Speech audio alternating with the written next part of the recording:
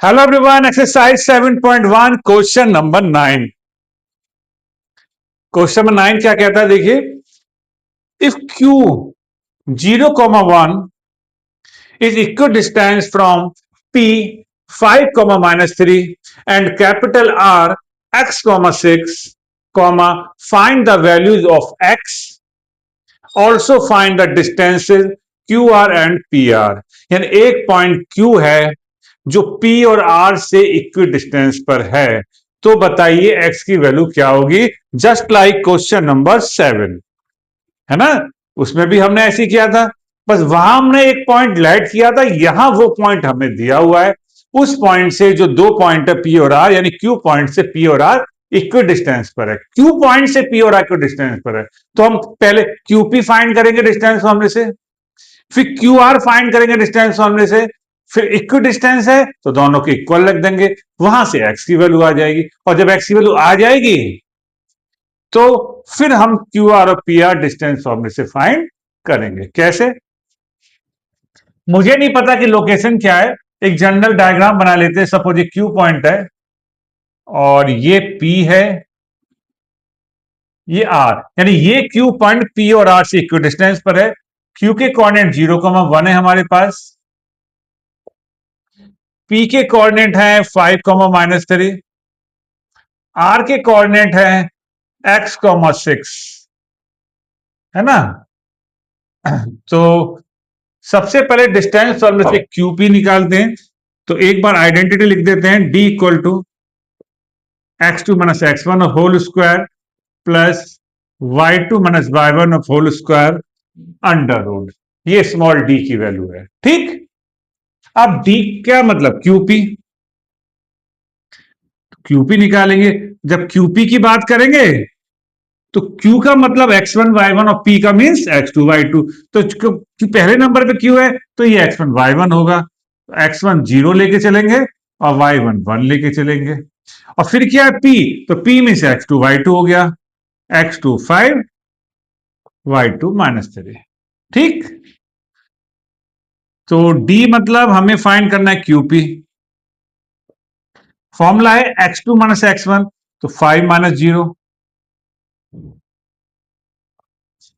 y2 - y1 -3 -1, 0 कुछ होता ही नहीं है, 5 का स्क्वायर 25, -3 -1 -4,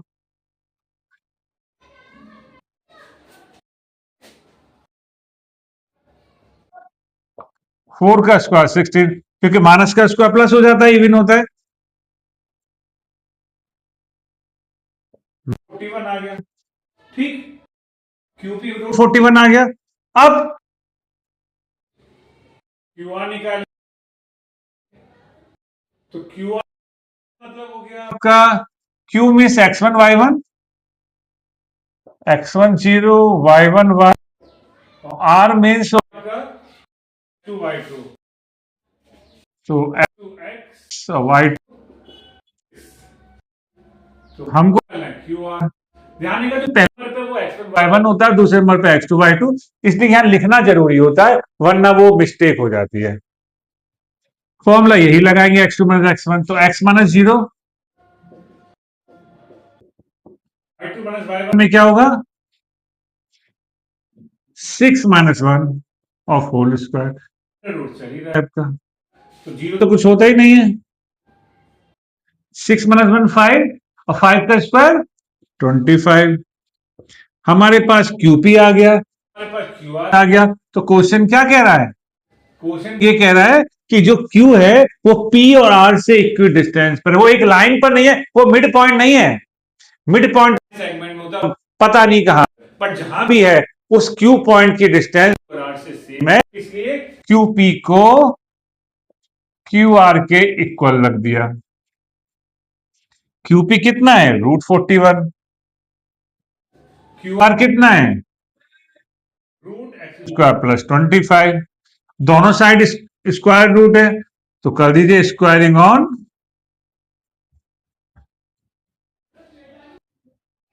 बोथ साइड, दोनों साइड से रूट हट गया, तो √41 का स्क्वायर 41, तो यहां भी रूट हट गया। क्लियर? 25 को लेफ्ट में ले आते हैं तो ये आ गया आपका 16। तो इसका मतलब एक्स स्क्वायर कितना आ गया? 16 आ गया। तो जब स्क्वायर देगा रूट आएगा, तो +-4। तो एक्स की वैल्यू कितनी आ गई? +-4। अब प्रॉब्लम यह है कि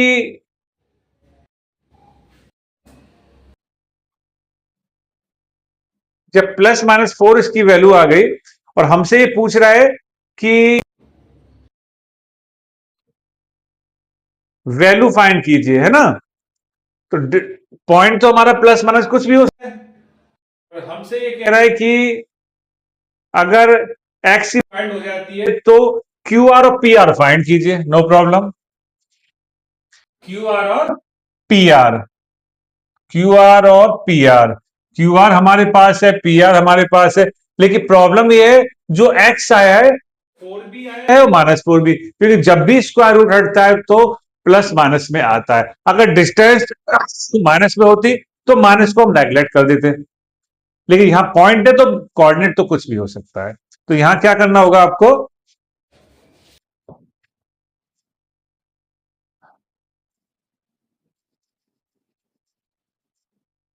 सबसे पहले इफ x इक्वल टू 4, अगर 4 लेके चलते हैं तो फाइंड हमें क्या करना है? क्यू आर और P R. No problem. Q R और पी आर में तो आपका जो आर के कोऑर्डिनेट है तो वो तो 4,6 हो गया। ठीक, क्यू आर और पी आर।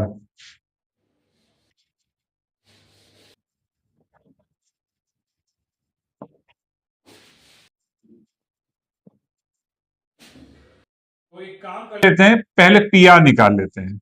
अगर पी आर की बात करेंगे तो P का मतलब क्या होगा? पहले P है फिर R है, तो P means x1 y1, R means x2 y2। x1 हो गया आपका 5 और y1 हो गया -3, x1 हो गया।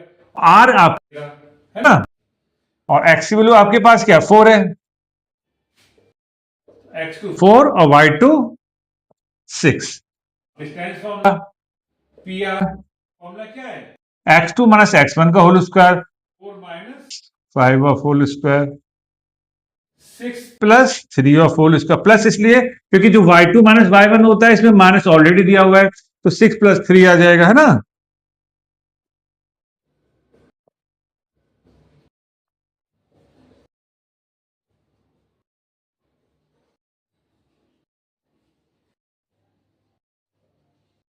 √82 यूनिट्स।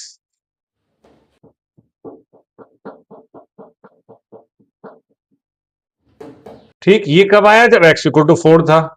जब x इक्वल टू 4 में q फाइंड कर लेते हैं। क्यू आर निकाला था x² + 25। अब x कितना है आपके पास? x आपके पास आया 4, 60 + 25 √40। तो √41 इसलिए आया था क्योंकि इसने क्या कहा कि Q से P और R की डिस्टेंस सेम है, तो जो QP आएगा वही QR आएगा, और QP हमारे पास कितना आया था? हमारे पास √41 आया था, इसलिए ये भी √41 आएगा। क्लियर? ये कब आया? ये भी क्लियर हो गया कि इक्वल डिस्टेंस पर हमारी वैल्यू भी वेरीफाई हो गई।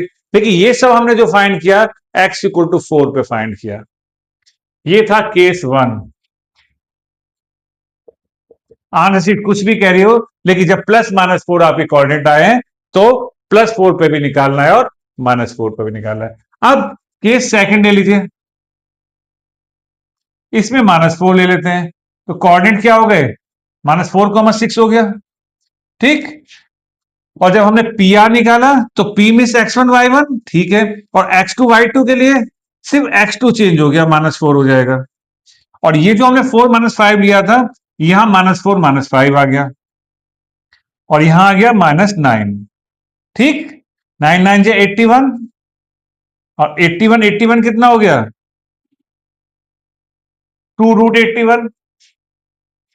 नहीं नहीं, 81 81 हो गया आपका 162। तो यहां आपका आ गया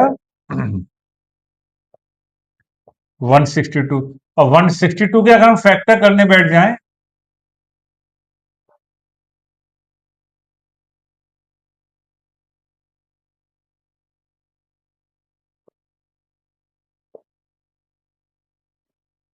तो ये आपका 1 2 3 3 के पेयर बन गए।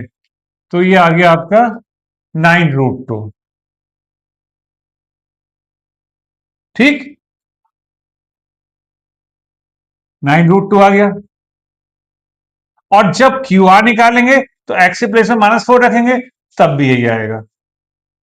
ठीक, तो -4 का 16 सेम √41 आएगा। तो आपको इसमें +4 पर भी फाइंड करना है। +4 पे केस 1 लेके चलिएगा, तो क्यू आर पी आर पूछ रहा है, आप निकाल दीजिएगा।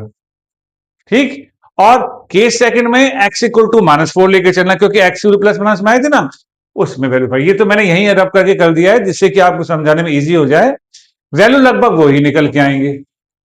ओके, तो मे भी समझ में आ गया होगा। करते रहिए प्रैक्टिस, बने रहिए हमारे साथ। Thank you.